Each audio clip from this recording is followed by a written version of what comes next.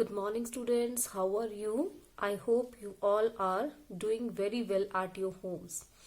So, let's start with our new topic, that is the extra chromosomal inheritance.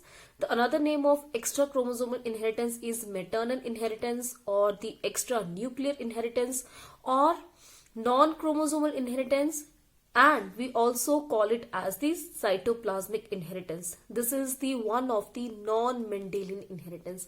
मैंने इतने सारे नाम इसलिए लिखे हैं क्योंकि कई बार क्वेश्चन हमें किसी एक नाम से आ जाता है और हम फिर कंफ्यूज हो जाते हैं, हमें पता नहीं चलता.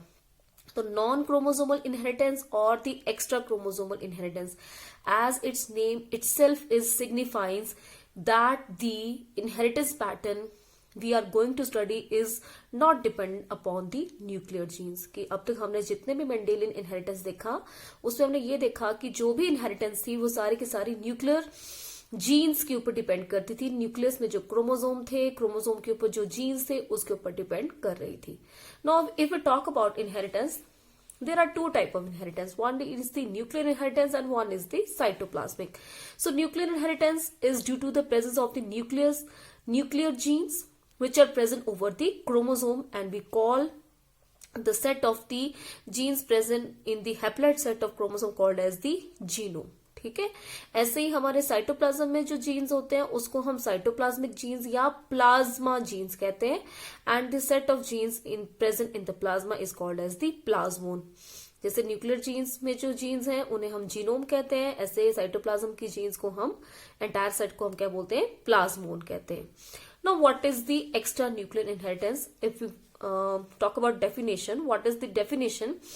The transmission of the traits from the parents to the offsprings by means of the structures which are present in the cytoplasm. Means ये अब तक हमने देखा, मेंडल ने कहा कि जो भी इनहेरिटेंस पैटर्न थे वो किसी फैक्टर्स की वजह से जो थे वो रिस्पॉन्सिबल हो रहे थे, किसी फैक्टर्स की वजह से पॉसिबल हो रहे थे हमारे.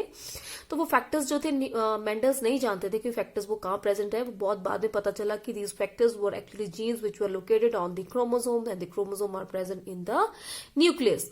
But later on, after discovery of Mendel, many other discoveries were also made. So this is one of the discovery, that is the extra nuclear inheritance, that the inheritance is due to the some structures which are present in the cytoplasm.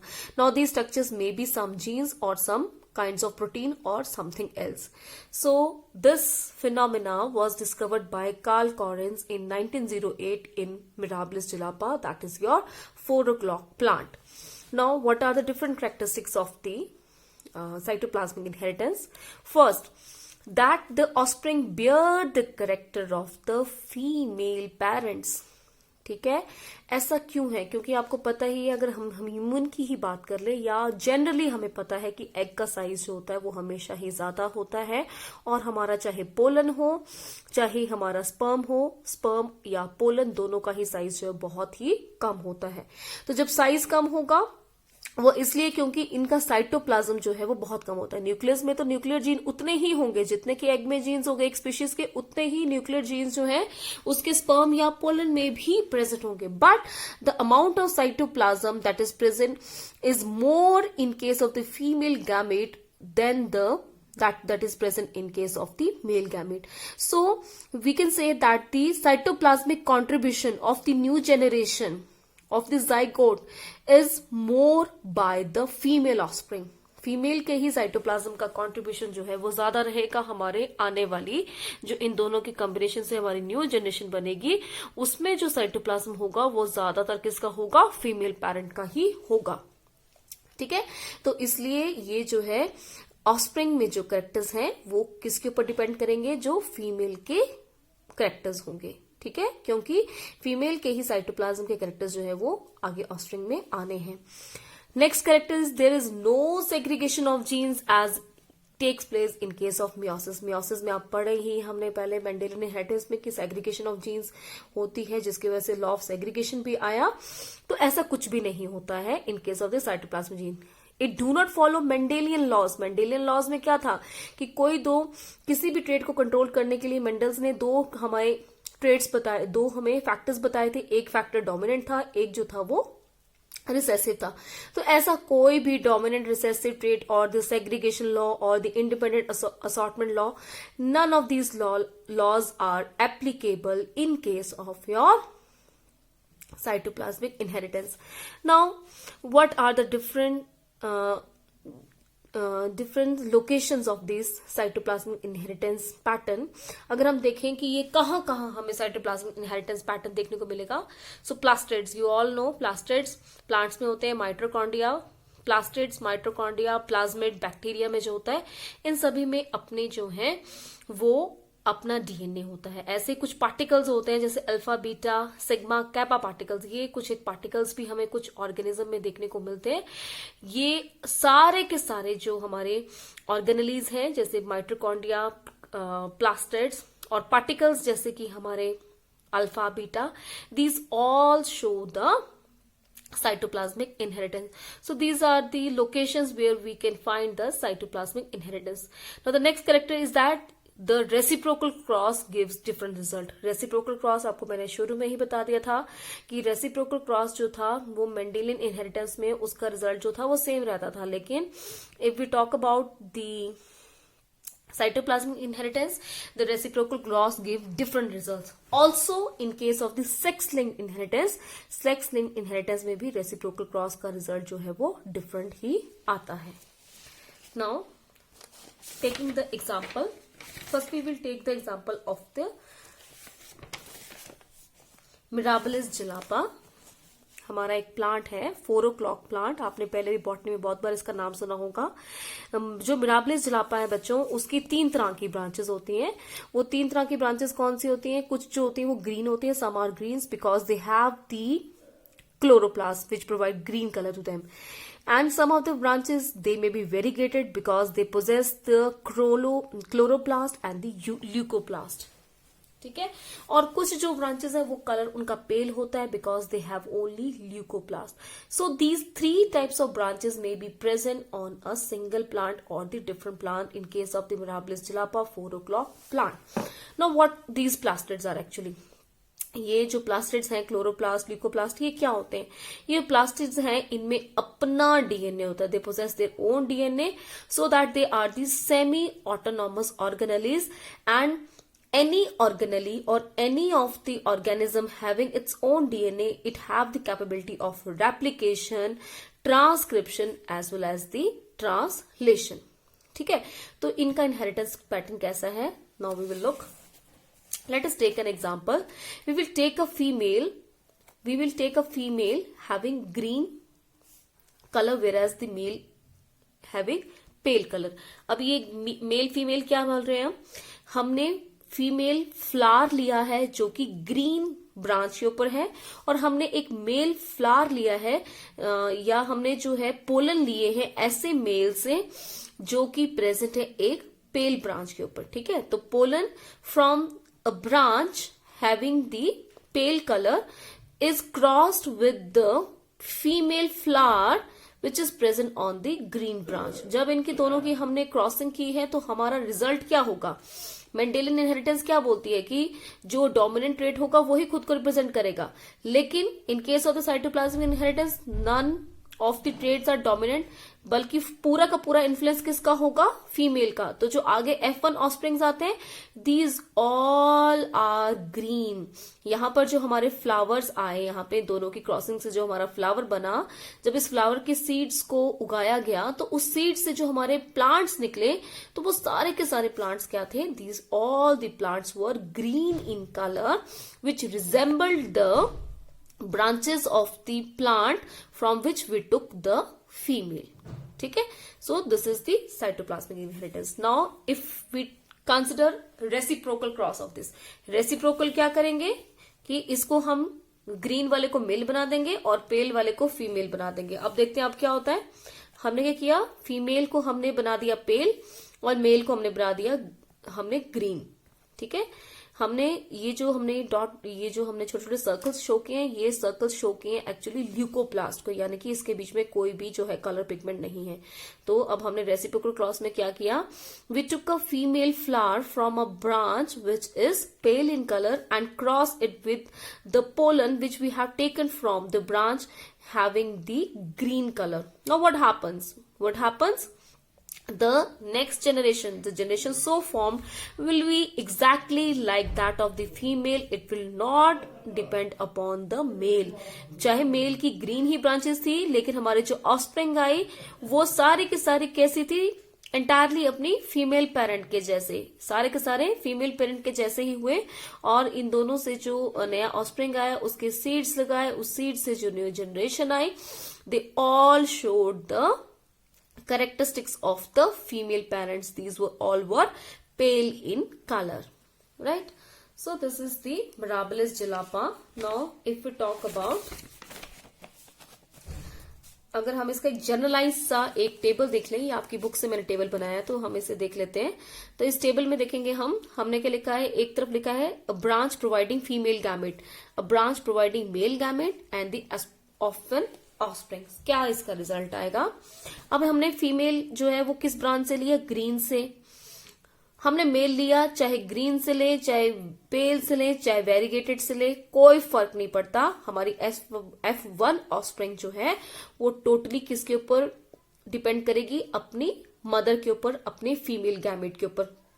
तो जिस branch से आपने female gamete लिया था बिल्कुल वैसे ही आपके F1 offspring जो है वो बनेगी। अगर आपकी फीमेल ब्रांच पेल है तो ऑफस्प्रिंग भी पेल होगी। अगर फीमेल ब्रांच वेरीगेटेड है तो ऑफस्प्रिंग जो है वो कैसी होगी, it may be either green, pale or variegated.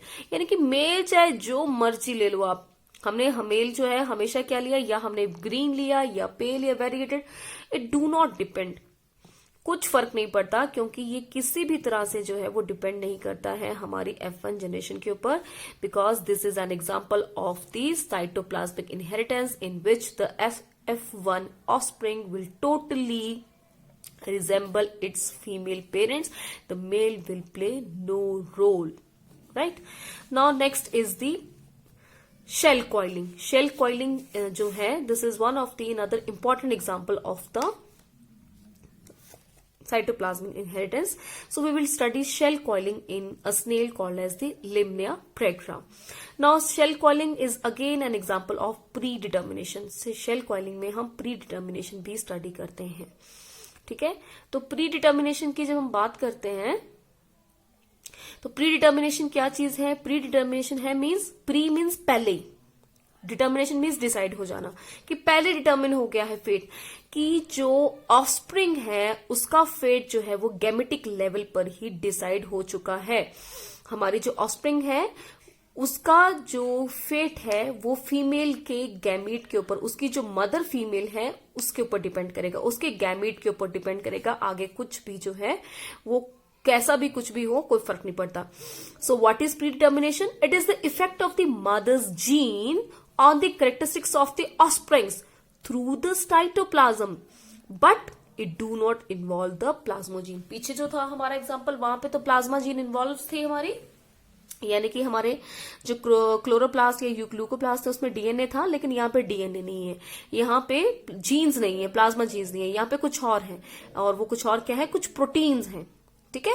तो in case of the shell coiling in snail, some proteins are responsible for the similarity between the female and the F1 offspring rather than the plasmogenes, and the fate of the offspring is predetermined at the gametic level, कि जैसे mother का gamete होगा वैसे ही हमारी F1 generation बनेगी, बाकी वो किसी चीज के ऊपर डिपेंड नहीं करेगी।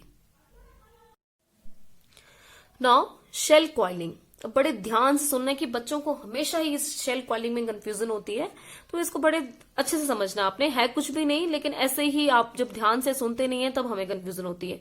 तो shell coiling is decided by a protein which is present in the cytoplasm of the gamete. मैंने पहले ही आपको कह दिया कि जो शेल कॉइलिंग है, कॉइलिंग क्या है, शेल हमारा क्या होता है, स्नेल्स आपने देखे हैं, स्नेल की कॉइलिंग या तो इस तरफ को होती है या इस तरफ को होती है, या डेक्स्ट्रल होंगे या सिनिस्ट्रल होंगे. तो वो डेक्स्ट्रल है कि सिनिस्ट्रल है, that will decided by a protein which is present in the cytoplasm of the gamete of the female offspring. Female के गैमीट में जैसा साइटोप्लाज्म होगा वैसे ही ऑस्प्रिंग जो है वो बनेगी. Now the female the cytoplasm from the female gamete that can be of, उसमें जो प्रोटीन होगा वो दो तरह का हो सकता है, या तो जो है प्रोटीन है वो डेक्स्ट्रल शेल बनाएगा या सेनिस्ट्रल शेल बनाएगा. अब डेक्स्ट्रल शेल क्या होता है, which produce a right handed यानी कि इस तरफ को जो है हमारी शेल कॉइलिंग होगी, या तो वो सेनिस्ट्रल शेल बनाएगा, सेनिस्ट्रल यानी कि इस तरफ को लेफ्ट हैंडेड या एंटी क्लॉकवाइज हमारी जो है वो शेल कॉइलिंग होगी. अब डेक्स्ट्रल शेल कॉइलिंग कौन सी फीमेल जो है वो उसके ऑस्प्रिंग जो है वो डेक्स्ट्रल बनेंगे. किस फीमेल के, जिसके न्यूक्लियस में, now look very carefully and listen very carefully, जिस फीमेल गैमीट के न्यूक्लियस में कैपिटल डी जीन जो है वो प्रेजेंट होगी, या एक भी कैपिटल डी जीन जो है वो प्रेजेंट होगी, this female gamete will form the protein which is responsible for the dextrality. That means क्या मतलब हुआ कि ये जो कैपिटल डी जीन है, जब किसी शेल स्नेल के न्यूक्लियस के में प्रेजेंट होगा तभी वो डेक्सटालिटी के लिए जो है वो प्रोटीन प्रोड्यूस करेगा. अगर उसके न्यूक्लियस में स्मॉल डी है तो स्मॉल डी जो है वो डेक्सटालिटी की प्रोटीन प्रोड्यूस नहीं कर सकता और वो क्या बन जाता है, सेनिस्ट्रल. ठीक है, तो डेक्स्ट्रल स्नेल्स कौन से हुए, जिनका जो जीनोटाइप है वो या तो कैपिटल डी हुआ या कैपिटल डी स्मॉल डी हुआ. नाउ अब हम इसको थोड़ा सा और समझते हैं. ये देखेंगे आप कि अगर एक फीमेल है जो कैपिटल डी है, इसका मतलब कि उसके जो एग्स होंगे, आप जानते हैं सेग्रीगेशन हो जाती है तो इसके एग्स में जो है वो एक कैपिटल डी, दूसरा एग भी जो होगा उसमें कैपिटल डी होगा. तो जो इसके एग्स होंगे वो क्या होंगे, उसमें जीन्स आएगी capital D gene is responsible for forming the protein, जो कि मैंने डॉट से यहां शो की हुई है, and this protein is responsible for the dextrality. तो ये जो फीमेल है इसके जो ऑस्प्रिंग बनेंगे वो क्या बनेंगे, dextral. Why dextral? Because the capital D gene will produce the protein, and this capital G जो protein produce करेगा, this protein will be responsible for the dextrality of the individual. Now, what happen if the female possess small D? अगर एक female है उसके nucleus में small D है, तो जब वो गैमीट बनाएगी यानी कि एग बनाएगी तो उसके सभी के सभी एग्स में जो है वो जीन्स जाएगी कौन सी, स्मॉल डी. अब स्मॉल डी जो हमारी जीनोटाइप है न्यूक्लियस का, this is not capable of producing the protein which is responsible for the dextrality. ठीक है, तो इसके साइटोप्लाज्म में कोई प्रोटीन नहीं है, तो कोई प्रोटीन नहीं है यानी कि ये जो है वो ऑस्प्रिंग कैसे पैदा करेगी, सिनिस्ट्रल.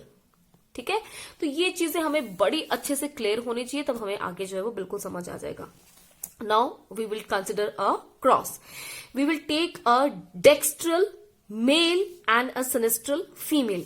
Dextral male यानी कि कैपिटल डी, sinistral female यानी कि स्मॉल डी. अब बड़ा ध्यान से देखना कि जो मेल है उसके ऊपर आपने नजर ही नहीं लगाने की वो क्या कर रहा है.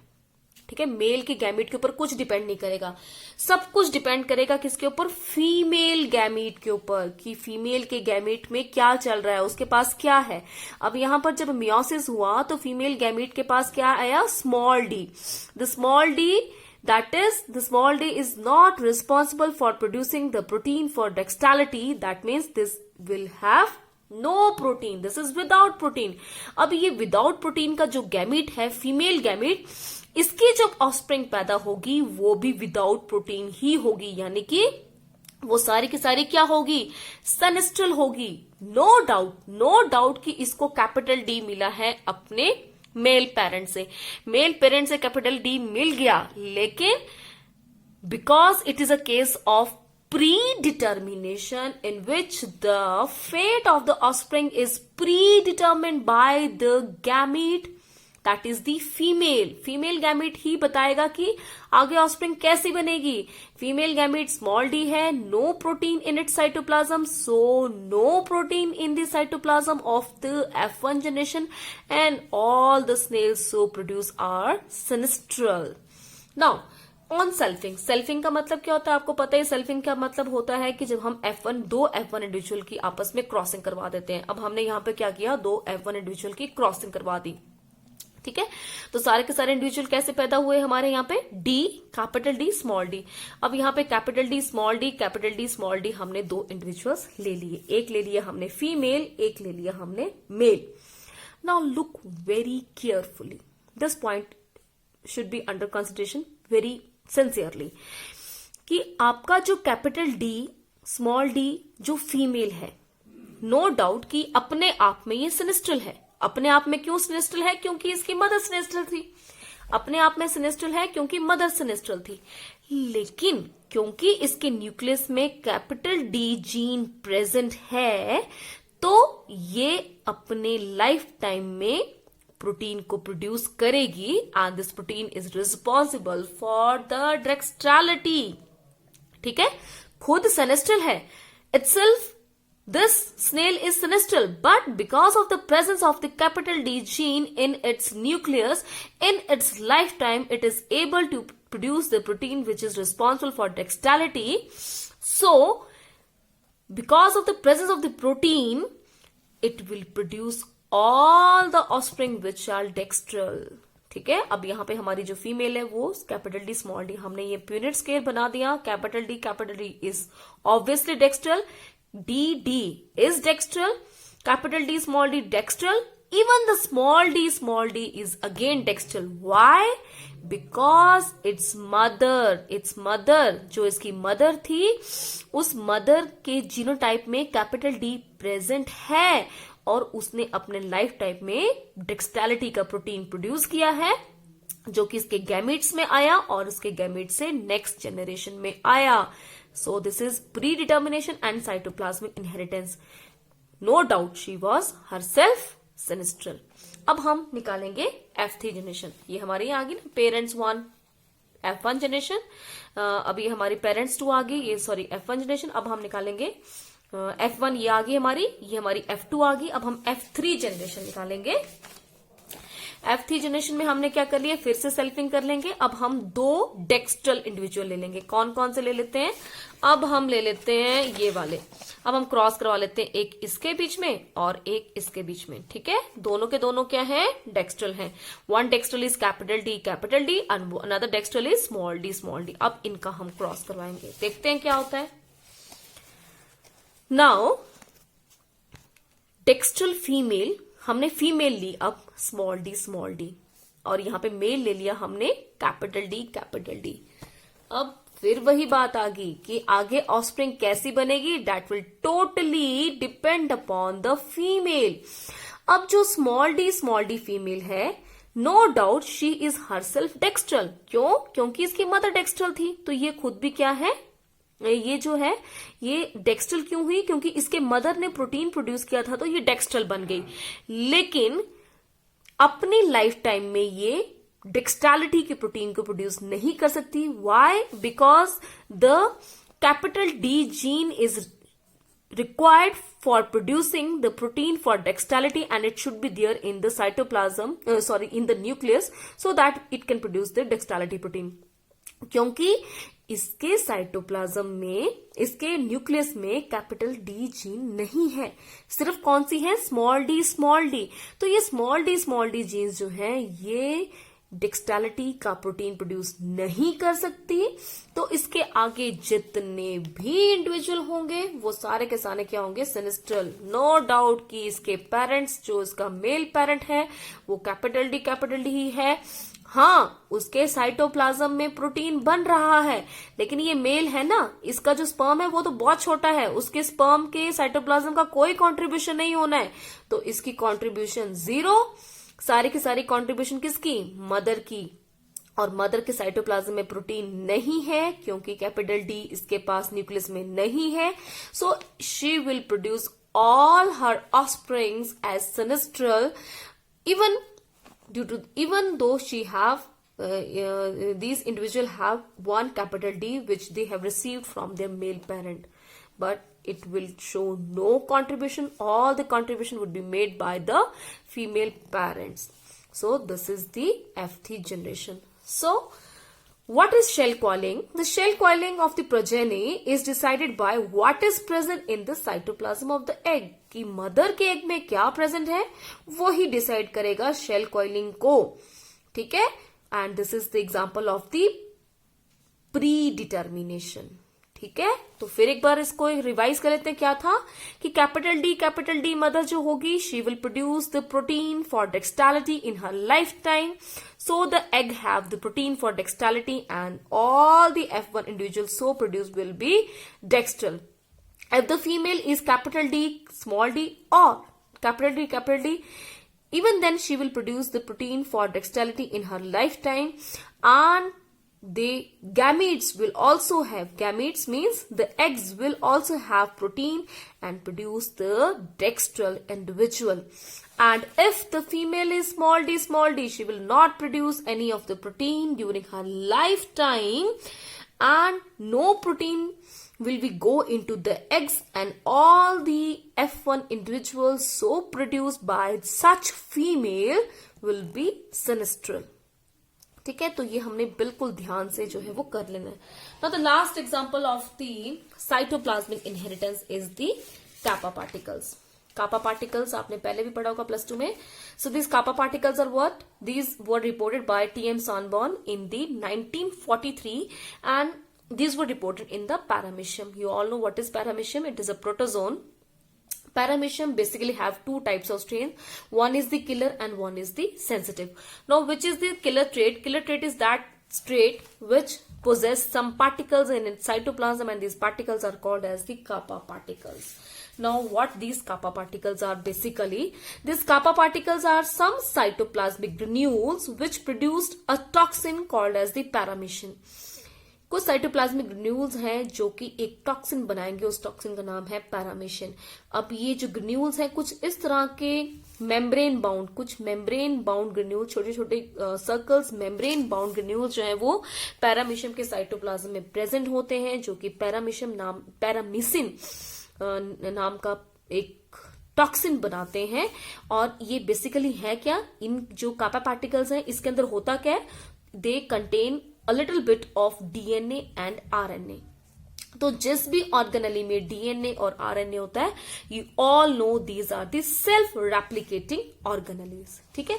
नाउ कौन सा जो पैरामीशियम है वो किलर होगा, कौन सा सेंसिटिव होगा, ये बात बताती हूँ आपको कि जो किलर वाला जो हमारा स्ट्रेन है जिसमें कापा पार्टिकल्स प्रेजेंट होंगे, it is capable to kill the sensitive strain. ये सेंसिटिव वाले को मार देगा, लेकिन सेंसिटिव वाला जो है वो किलर को मार नहीं सकता. ठीक है. तो अब ये किलर ट्रेट आता कहां से है? ये किलर ट्रेट आता है एक जीन से, और उस जीन का नाम है capital K. This capital K is a dominant gene which is present in the killer strain and which is very important and which is required to maintain the kappa particles in the cytoplasm. अगर ये capital के gene नहीं हो तो cytoplasm में कापा particles जो है वो नहीं बन सकते. इसके ऑपोजिट इसकी जो रिसेसिव जीन है वो स्मॉल के है, जो रिसेसिव फॉर्म में प्रेजेंट है, and this is present in this sensitive strain. कि अगर हमारे न्यूक्लियस में स्मॉल के जीन है पैरामीशियम के, तो वो रिसेसिव जीन है and it is not capable of producing the kappa particles, and it is called as the sensitive strain and which can be killed by the killer strain. वो killer strain से जो है वो मारी जा सकती है. ठीक है. तो ये डायग्राम हमारी बुक में एक छोटा सा दिया हुआ है, जैसे ये है आपका मॉडर्न से ले लिया मैंने. ये वाला जिस पैरामीशियम के न्यूक्लियस में कैपिटल है वो किलर है, और जिसके स्मॉल के है वो क्या है, सेंसिटिव है. तो जब हम इनकी कराते हैं conjugation is what you all know, the conjugation is one of the type of the reproduction. इन दोनों की जो है वो कंजुगेशन कराते हैं. तो क्या होता है, if the conjugation is done for a small time, अगर आप थोड़ी देर के लिए कंजुगेशन कराते हैं तो क्या होगा कंजुगेशन जब थोड़ी देर के लिए कराते हैं तो so there is only the exchange of the nuclear genes, सिर्फ न्यूक्लियर जीन्स का ही जो है एक्सचेंज पॉसिबल हो पाता है और साइटोप्लाज्मिक जीन्स का जो है वो एक्सचेंज नहीं हो पाता। ठीक है, तो देख रहे हैं हमारे यहाँ पे कंजुगेशन जब हमने करवाई तो देख रहे हैं आप रिजल्ट जो आया, तो यहाँ पे रिजल्ट क्या आया, एक कैपिटल के स्मॉल के इधर बन गया हमारा एक इंडिविजुअल और कैपिटल के स्मॉल के इधर बन गया, यानी कि हमारी न्यूक्लियर जीन्स का तो एक्सचेंज हो गया, but as we have allowed conjugation for only very few minutes, हमने less than 3 minutes के लिए conjugation allow किया है, तो हमारे साइटोप्लाज्मिक जीन्स का जो है वो एक्सचेंज नहीं हुआ, यानी हमारे kappa पार्टिकल्स का जो है एक्सचेंज नहीं हुआ। ठीक है ना, तो इसके बाद क्या होगा, जो किलर है वो किलर स्टेन ही बनाएगा और जो सेंसिटिव है वो सेंसिटिव ही बनाएगा। नो डाउट ये किलर वाला देखो, किलर वाले के पास ये वाला जो कैपिटल के है जब ये रेप्लिकेट करेगा तो आगे चलकर जो इंडिविजुअल बनाएगा उसमें दोनों ही के कैपिटल आ गए, और ये जो स्मॉल के जो है जब ये आगे रेप्लिकेट करेगा तो इससे जो इंडिविजुअल बनेगा उसमें स्मॉल के ही है, लेकिन ये किलर है। क्यों? क्योंकि यहां पर साइटोप्लाज्म में kappa पार्टिकल्स प्रेजेंट हैं जो कि इसको भी मिले और इसको भी मिले, इसलिए ये भी किलर बना, ये भी किलर बना। और इससे ऑपोजिट जो हमारा सेंसिटिव स्ट्रेन था, इसको कैपिटल के जीन तो मिल गई, ठीक है, कैपिटल के जीन तो मिल गई, लेकिन इसके न्यूक्लियर, इसका जो साइटोप्लाज्म है उसमें kappa पार्टिकल्स नहीं आ पाए। तो kappa पार्टिकल्स जब नहीं आ पाए तो आगे चाहे ही इसके आगे जो इंडिविजुअल बने उसमें चाहे ही कैपिटल के प्रेजेंट हो, लेकिन ये इंडिविजुअल क्या बना, सेंसिटिव बना, और जो स्मॉल के वाला इंडिविजुअल है वो तो सेंसिटिव ही रहेगा।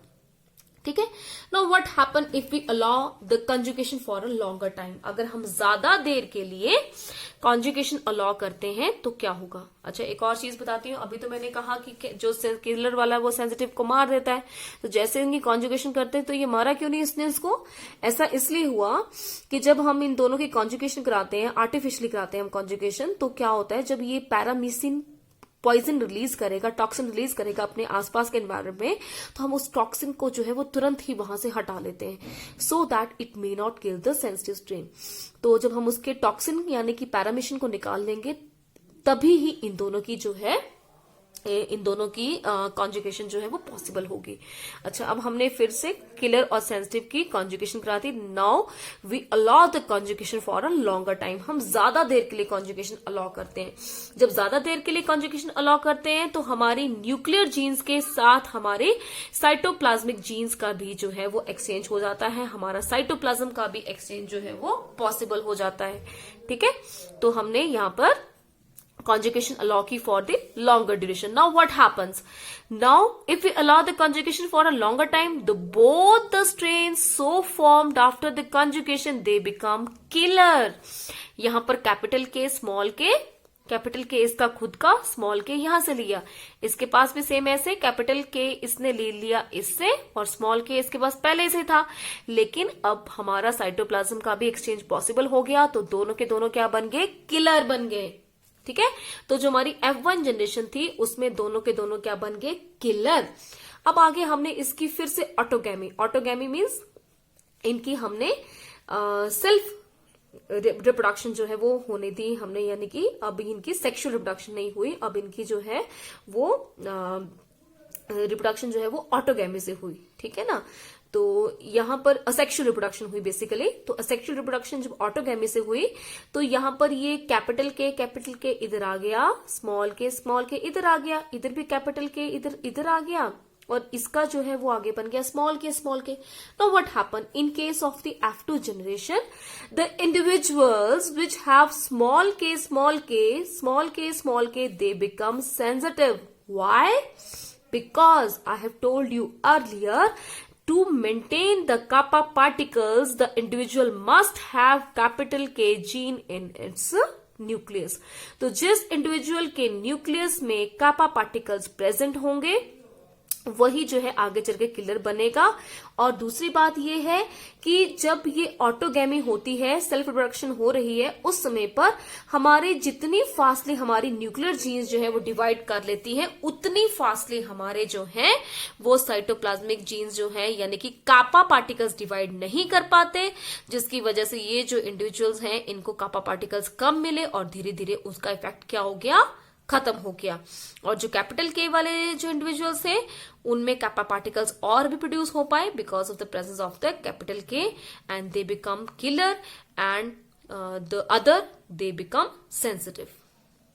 ठीक है, तो kappa पार्टिकल्स की डिवीजन स्लो होती है और न्यूक्लियस जीन्स की डिवीजन जो है वो काफी फास्टली होती है। सो this is all about the kappa particles and the paramecium. तो ये भी आपने जो है वो थोड़ा सा कर लेना है, क्योंकि कई बार सिंगल क्वेश्चन ऐसे अलग से भी पूछ लेते हैं कि explain the inheritance of the kappa particles as the cytoplasmic inheritance. अब ये kappa पार्टिकल्स आए कहां से? ये kappa पार्टिकल्स जो है एक्चुअली ये कैसे हमारा जो पहले पैरामीशियम होते थे वो सारे के सारे किलर होते थे। अब ये सेंसिटिव कैसे बने कि ये जो हमारी के जीन थी किसी वजह से ये जो है ये इसमें म्यूटेशन आ गई। अब म्यूटेशन का रीजन क्या हो सकता है? It may be high temperature, X rays, nitrogen mustard, nitrogen gas और नाइट्रोजन मस्टर्ड और दी क्लोरोमाइसिटिन, कुछ भी जो है वो हो सकता है कि जब आप पैरामीशियम जो कि किलर है अगर आप उसको एक्सपोज करें इन चीजों से तो उसके जो के जीन है उसमें म्यूटेशन हो जाती है। म्यूटेशन अब हम आपको आगे पढ़ाएंगे। These are the sudden inheritable changes in the genetic material, और इस म्यूटेशन की वजह से जो किलर है वो क्या बन जाता है? सेंसिटिव बन जाता है।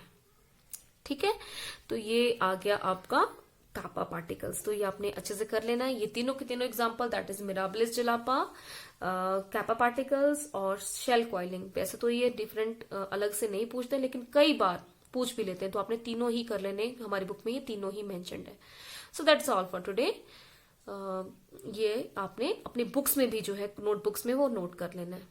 ठीक है, ओके, थैंक यू।